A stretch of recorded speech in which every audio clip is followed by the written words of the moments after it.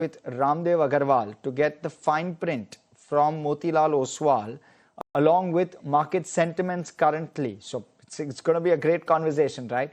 Let's listen in to a slice of that conversation, both on Motilal Oswal's numbers, stock up 8.5%, as well as obviously what he makes of the markets now.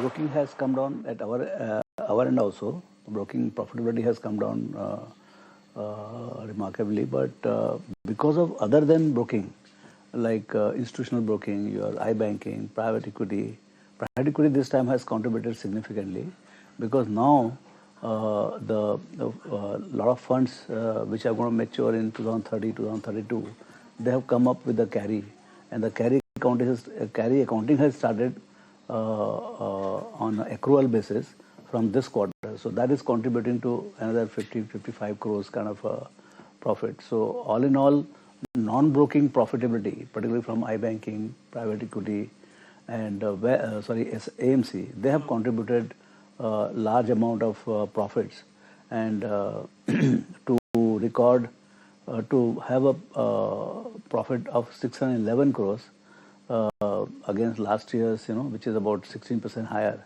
So that has been quite a remarkable thing in this quarter. How have you been able to, ring fence yourself against the regulatory uncertainty which has come in the broking business with respect to F&O trading, the kind of restrictions which have come in over the last 12 months? Is the broking business now, ring fenced fully in terms of any kind of, such headwinds coming in from the market? Yeah. So after a long, kind of a tailwind, regulators, they woke up, and last year they put a lot of restrictions, and almost which had become a daily expiry has become now monthly expiry. So obviously there is an impact in the number of contracts you issue, and even the momentum of the market is broken to some extent because of that. So now it's a full 12 months. So I think November 18 was last year which had happened. So November is gone in this quarter. So my sense is this is but now the whole story is behind. Now year on year, if you look at the March quarter, I think even broking will grow, which has not grown till say December quarter. Now in March quarter, I would think that broking will definitely grow over last year's Q4.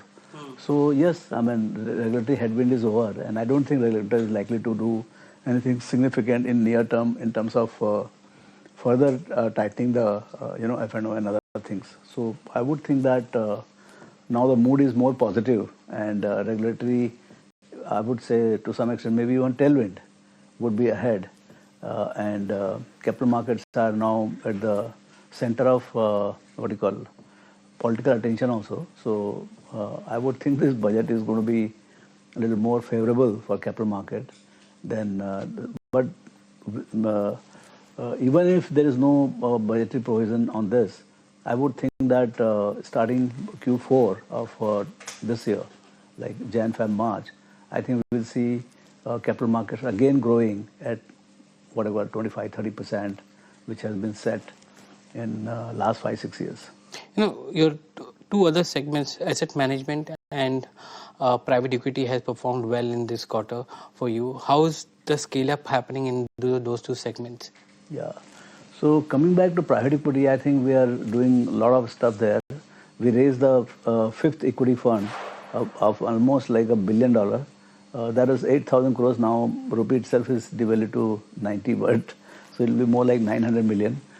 So that fund is closed, and then we are now raising private equity of a few thousand crores. Let's see how much we are able to raise. So the alternative side, there is a good progress that is in private equity. In public equity, in mutual fund side, I think we are the fastest growing AMC at about 30-40% kind of a growth. So now AUM is standing at about 170,000 crores, which is almost 40-45% ahead of last year's number. So clearly these asset management side, both of them private and public, both have done very well. And the same way, even the wealth management is scaling up. So this wealth and asset management, that has been the main contributor to the profit growth this year. The wealth management growth has been sluggish this quarter. Is it mainly because of the market? Yeah, one is a mark to market because the assets under management that also is reflected because ours is a lot more equity focused wealth management. So when the markets don't do well or markets go down by 5-7%, 10%, the AUM under management in wealth also suffers. So I think that has slowed down in this quarter.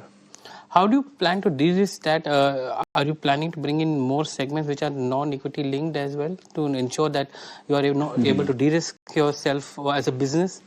No, I mean, see, equity, I think the business of equity is very exotic and it is exploding because as the participation in terms of demat is increasing from 40 million to 215 million and still we are getting 3 million every month. So I think there's a lot of juice in this pie. Market will expand, will keep expanding. And my sense is that we are headed for 500 million customers by 2032-33.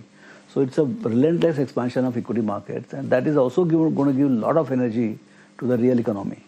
So I think the true wealth is being created in stock market, and again, what wealth is being created, that is being managed through wealth management, asset management, and all. So it's a very interesting business, and so around equity, I would say. But debt side, our exposure is very limited. We are trying to do some mezzanine debt or performing credit.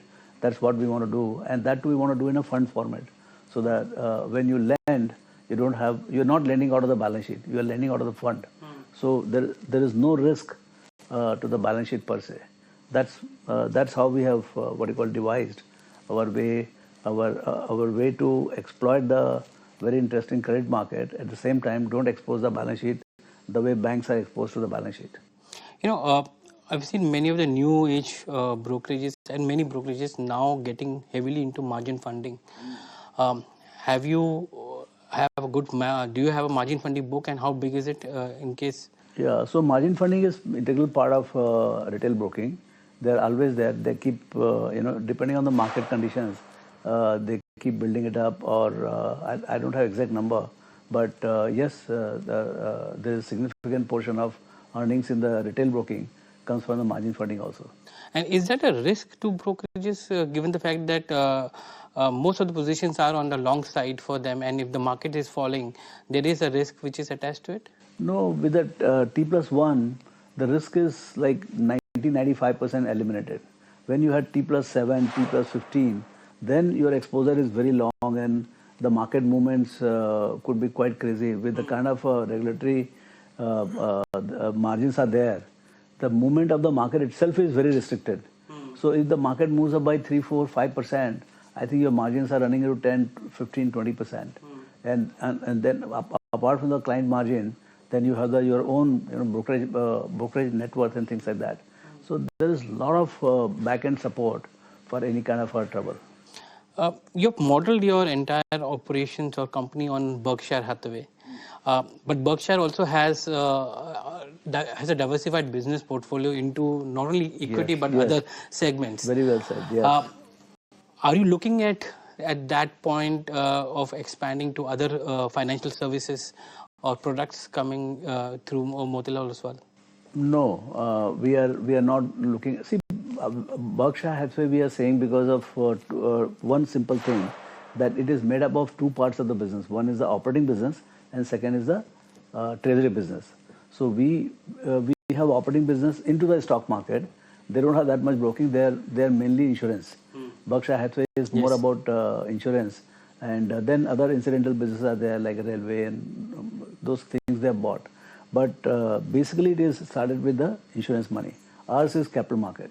So we will keep building operating business through the capital market, and of that 20-25% will distribute, and rest all will put into the treasury. And treasury itself becomes the center of the corporate management, and hence there will be a lot of focus on the treasury. We earn about 17 to 18% on our treasury. Of course, it is unlevered.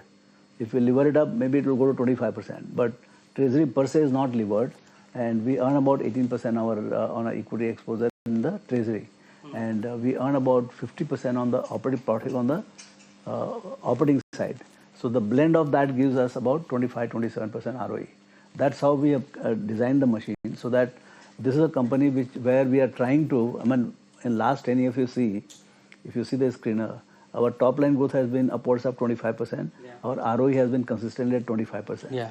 So that has been kind of a thought through, and we think that we can now, with the new advent of the capital market, growth in the capital market, growing at 25% across 6 subsidiaries of capital market in terms of operations should be possible, and that has a very high ROE. So our book value growth will be upwards of 20%, 22, 23%.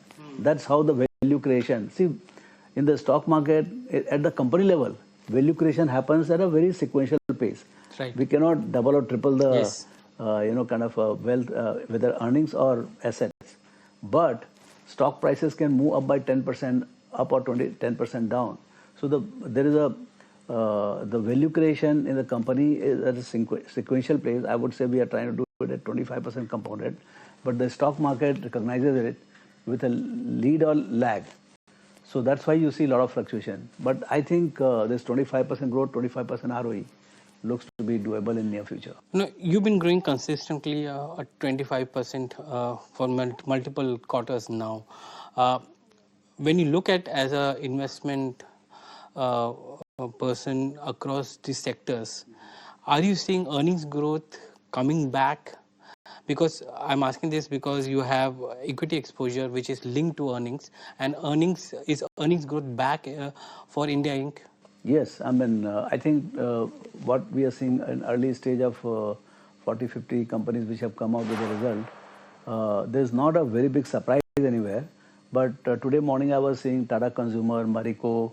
These are companies which never used to talk about 15, 20% kind of earnings growth. So that is coming post GST too, and that too only for 1.5 months. So my sense is, banks you have seen, all the banks have been doing very well. So I think there is an earnings revival, and if you see even authorities are quite cognizant of the fact that nominal GDP growth has come down to 8%, 8.5%, which is not supportive of corporate activity. At 8.5%, I don't think you can see a massive build-up of the corporate activity in terms of 10, 12%, 15% growth. So for that, you need nominal GDP growth of about 10, 11%. Yeah. And that also will support the tax collection. So my sense is now credit growth is at about 14.5%. Yeah. And so that has started in last quarter. I would think that it will pick up fully in Jan, Feb, March. So let's see what Maruti declares, and I would think that the demand for all kinds of autos, two-wheeler, three-wheeler, tractors, will be absolutely at peak if you see January number, which will come on first. So we are, from banks and then auto, consumer, slowly it will start spreading. So I would think that we are looking at growing earnings in the near future. Inflation is still somewhat away in the horizon. So I think we are in good time. Finally, a question on what is the kind of diversification or new product lineup that you are getting from the house of Motilal? Is there a plan that you have for the next 12 months, new areas or within the equity, because your forte is equity. Yes. So within the equity, are you looking at newer areas, newer alternatives which are coming in? Yeah, within businesses, of course, they will keep launching products. Every business, whether it is asset management, wealth, private equity, but all 6 of them, they will have slew of products coming through. So there will be tens of products if you add up fully. But as a new stream of business, as I said, performing credit, real credit is been seeded right now. See, every 2-3 years we keep seeding one business, and one business could be very large. This private credit is a very large business worldwide, and it all depends on our competence and our ability to mobilize resources and tap the market. So they can be bigger than the company itself. So every business in Motilal Oswal, if it reaches the potential, has potential to become as big as the whole company itself. So I think there is a lot of growth ahead for the country, for the markets, and for Motilal Oswal, because it's the largest capital market company. So I see a lot of growth, but and if you see, when you see the scale change in last 10, 15 years, it is very difficult to visualize what will happen in the next 15 years, because 15 years back, we were 100, 200 crores profit company. Today, we talk about almost 10x profit, 2,500 crores kind of thing. I mean, to say that in next 10 years or 15 years, we will grow at the same pace or even faster, I'm always optimist. I would think that the future is brighter than what we have seen in recent years. But last 5 years has been a very good journey for capital market.